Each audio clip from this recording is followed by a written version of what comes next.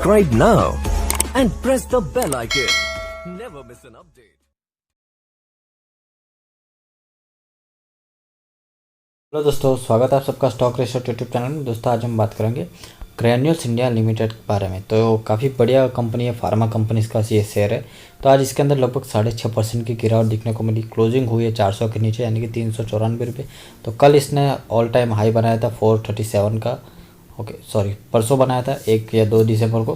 तो 437 का हाई बनाने के बाद इसके अंदर आज गिरावट देखे तो लगभग अपने हाई लेवल से लगभग -10% आ चुका है पिछले 3 दिनों में। और आज जो गिरावट हुई है इसके पीछे एक बड़ा रीज़न है, उसके बारे में बात करेंगे। तो काफ़ी सारे फैक्टर्स इस वीडियो में हम बताने वाले हैं कि कंपनी में आगे क्या करना चाहिए, कंपनी आज क्यों गिरी और आगे फंडामेंटल इसके कैसे है और लॉन्ग टर्म में ये शेयर कैसे रिटर्न दे सकता है, उसके बारे में भी बात करेंगे। पूरा डिटेल एनालिसिस करेंगे जिसमें आपको काफ़ी कुछ सीखने को मिलेगा। और जो भी नए लोग हैं प्लीज़ चैनल को सब्सक्राइब कर दीजिए। और भी किसी शेयर के बारे में जानना चाहते हैं प्लीज़ चैनल के नीचे कमेंट कीजिए। तो इसके रिलेटेड सुबह जो इम्पोर्टेंट न्यूज़ आई वो ये देख सकते हो। आज की डेट है 7 दिसंबर 2020। तो न्यूज़ क्या है वो मैं आपको बताता हूँ। तो बीएसई का जो ए ग्रुप है, ओके, जो कि आप कह सकते हो कि ए कैटेगरी के जो भी शेयर्स होते हैं ए ग्रुप के अंदर, उसमें से जो 4-5 शेयर्स को जो है आज निकाल दिया गया है।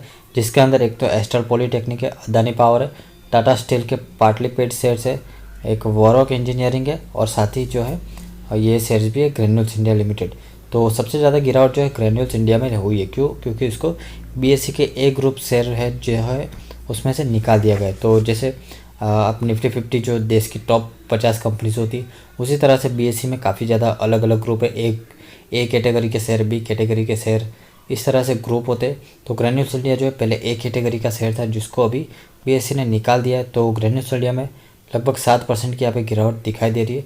तो उसके साथ ही शेयर का जो एवरेज डेली वॉल्यूम था 95,000, वो बढ़ के आज 4.74 लाख शेयर आज ट्रेड हो चुके थे इसकी गिरावट की वजह से। ओके, तो आप देख सकते हो biggest loser in the BSE A group. Okay, इसके साथ ही जो दूसरे शेयर्स को निकाला गया उसके अंदर एस्टर पॉलीटेक्निक है जिसके अंदर 4% की गिरावट हुई है।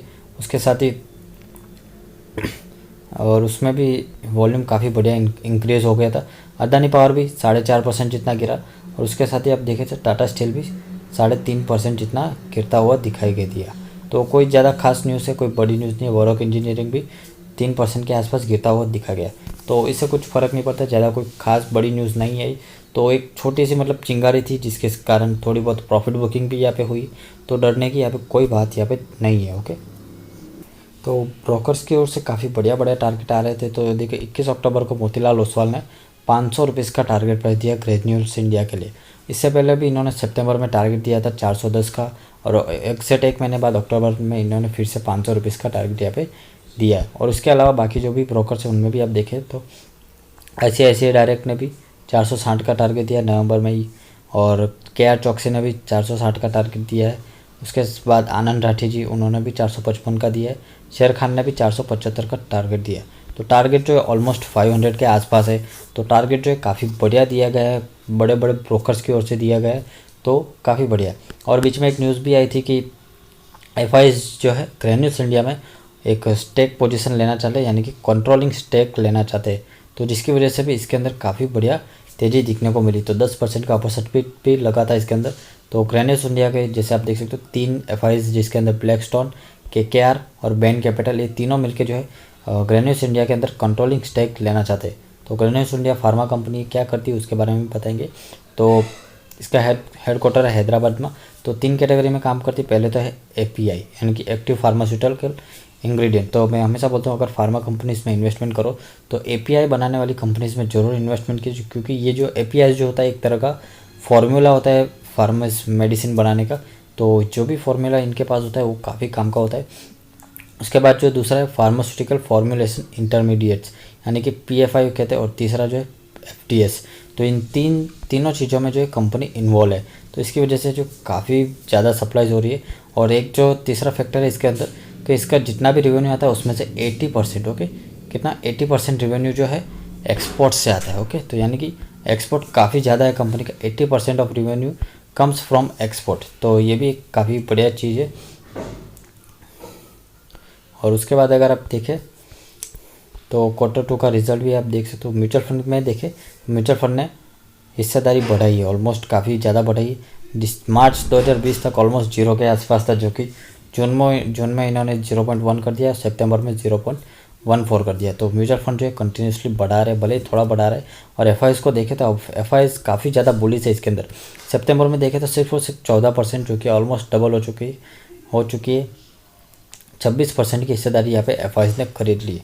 तो एफ इसके अंदर काफ़ी ज़्यादा बुलिश है, तो इसको खरीदने की भी बात कर रहे हैं, कंट्रोलिंग स्टेक भी लेना चाहते हैं। तो इसकी वजह से इसके अंदर अपॉर्चुनिटी जो है काफ़ी ज़्यादा मुझे दिखाई देती है। और वैल्यूएशन भी इतना ज़्यादा महंगा नहीं है। वीडियो को लास्ट तक जो देखिए, सारी बातें करेंगे। कंपनी का कंपाउंडेड सेल्स ग्रोथ देखें तो 10 सालों में 19% है, 5 सालों में 15% है, और 3 सालों में इम्प्रूव हुआ है 23% है कंपाउंडेड। ओके, ये सब फिगर जो है कंपाउंडेड है। कंपाउंडेड प्रॉफिट ग्रोथ देखें तो 10 सालों में 26% है, 5 सालों में 28% है, और 3 सालों में 24% है। तो काफ़ी बढ़िया है। Okay, sales growth, profit growth is very good. और भी पॉजिटिव फैक्टर देखें तो कंपनी डेब्ट कम कर रही है, पिछले 5 सालों से कंपाउंडेड 28% की रिटर्न दे रही है। और कंपनी की मीडियन सेल्स ग्रोथ जो पिछले 10 सालों में 16% रही है। तो ये भी काफ़ी बढ़िया है।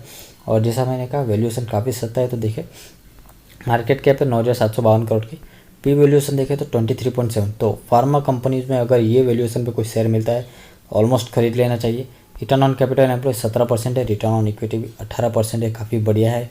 और नंबर ऑफ इक्विटी शेयर देखें तो 24.8% है। टोटल एसेट है 34.88 करोड़। तो डेब्ट भी 772 करोड़ है, जो कि पहले से कम हुआ है। और अर्निंग पर शेयर देखें तो काफ़ी शानदार है, 17 रुपये की। 52वीं हाई और 52वीं लो देखें तो लगभग 3 गुना डिफरेंस है दोनों के बीच में। ओके, 1 रुपये की फेस वैल्यू है। शेयर होल्डिंग पैटर्न आप देख सकते हैं, प्रोमोटर के पास 42% है, म्यूचुअल फंड के पास 0.14%, एफ के पास 26%, और बाकी सारा जो है पब्लिक के पास है लगभग 31% के आसपास। और एक यानी प्रोमोटर ने थोड़े बहुत शेयर गिरवी भी रखे हुए 8.64% के। हालांकि पहले ज़्यादा लगभग 30% के आसपास इन्होंने गिरवी रखे हुए थे, जो कि अब कम किए हैं। शेयर के रिटर्न देखें तो अभी एक वीक में 4% की गिरावट है, एक दिन में 7% गिरा है, एक महीने में 6% की गिरावट, 3 महीने में ऑलमोस्ट फ्लैट के आसपास है, 5% अच्छे रिटर्न होते हैं, 6 महीने में 113% के रिटर्न, पैसा डबल। ईयर टू डेट में पैसा 3 गुना कर दिया, 1 साल में ही पैसा 3.25 गुना कर दिया, 2 साल में पैसा 4.5 गुना कर दिया, 3 साल में 211%, 4 साल में 250%, 5 साल में 148% की रिटर्न, और 10 साल में 4102% के रिटर्न। यानी कि एवरेज 10 सालों का देखें तो 410% के सालाना रिटर्न आप कह सकते हो। ओके, तो कंपाउंडेड रिटर्न भी काफ़ी बढ़िया लग रहे हैं, 60% से ऊपर है। तो रिटर्न जो है कंसिस्टेंटली दे रहा है पिछले कई सालों से। ईयर ऑन ईयर बेसिस पे Q2 का रिजल्ट देखें तो सितंबर 2019 सितंबर 2020 नेट सेल्स देखें तो पहले 700 करोड़ थी, जो कि बढ़ के 850 करोड़ से ऊपर हो गई। तो 23% की ग्रोथ नेट सेल्स में दिखा दे रही है। नेट प्रॉफिट देखें तो 96 करोड़ था पहले, जो कि बढ़ के 164 करोड़ हो गया। 71% की ग्रोथ नेट प्रॉफिट में दिखा दे रही है। ऑपरेटिंग प्रॉफिट मार्जिन भी पहले 20% था, जो कि बढ़ के ऑलमोस्ट 30% होने वाला है। 9.5% की ग्रोथ ऑपरेटिंग प्रॉफिट मार्जिन में भी दिखा दे रही है। इंटरेस्ट के अंदर कमी आई, यानी कि कंपनी डेब्ट कम कर रही है। पहले 6.85 करोड़ पे करती थी, अब 6.27, यानी कि 8.5% की गिरावट इंटरेस्ट में दिखाई दे रही है। तो पॉजिटिव फैक्ट काफ़ी ज़्यादा है यहाँ पे। क्वार्टर ऑन क्वार्टर बेसिस पे भी रिजल्ट देखे तो नेट सेल्स देखे तो 735 करोड़ से बढ़ के 858 करोड़ होगी, जो कि 16% बढ़ी है नेट सेल्स। और नेट प्रॉफिट भी देखे तो 111 करोड़ था पिछले क्वार्टर में, जो कि बढ़ के 164 करोड़ हो चुका है। 46% की growth quarter on quarter basis पे, 70% की growth year on year basis पे। तो काफ़ी बढ़िया ग्रोथ चल रही है रेवेन्यू। तो जैसा कि मैंने कहा, प्रोमोटर्स ने पहले ज़्यादा हिस्सेदारी यहाँ पे गिरवी रखी हुई थी। देखिए, मार्च 2020 में ऑलमोस्ट 37% की हिस्सेदारी गिरवी रखी हुई थी, जो कि इन्होंने कम कर ली, जो कि काफ़ी बढ़िया पॉजिटिव फैक्टर है। और एफ हिस्सेदारी ऑलमोस्ट बढ़ा रहे हैं। तो म्यूचुअल फंड भी थोड़ा करके बढ़ा रहे हैं। पब्लिक के पास से काफ़ी कम हिस्सेदारी है, तो तैयार ये शेयर अभी भले ही थोड़ी सी गिरावट है, लेकिन ये गिरावट टेम्पररी है। आगे इसके अंदर काफ़ी बढ़िया मोमेंटम मिल सकता है। तो जितना हो सके उतनी गिरावट में खरीदने का मौका चूकना नहीं है। तो ऐसा नहीं कि एक ही प्राइस पे 100-200 शेयर खरीद लीजिए। तो अभी जैसे 395 का प्राइस चल रहा है, तो इस प्राइस पे अगर आप 100 खरीदना चाहते हो तो पहले सिर्फ 10 खरीद लीजिए।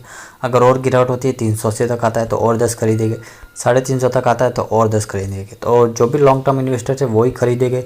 ऐसा नहीं है कि फिर आपने खरीद लिया, 2-4-6 महीने वेट किया और कुछ नहीं हो रहा है तो आप निकल जाओगे। तो लॉन्ग टर्म के विजन से खरीदे, काफ़ी ज़्यादा फ़ायदा हो सकता है। और दोस्तों, वीडियो पसंद आए लाइक कर दीजिए, चैनल पर पहली बार आए प्लीज़ सब्सक्राइब कर दीजिए।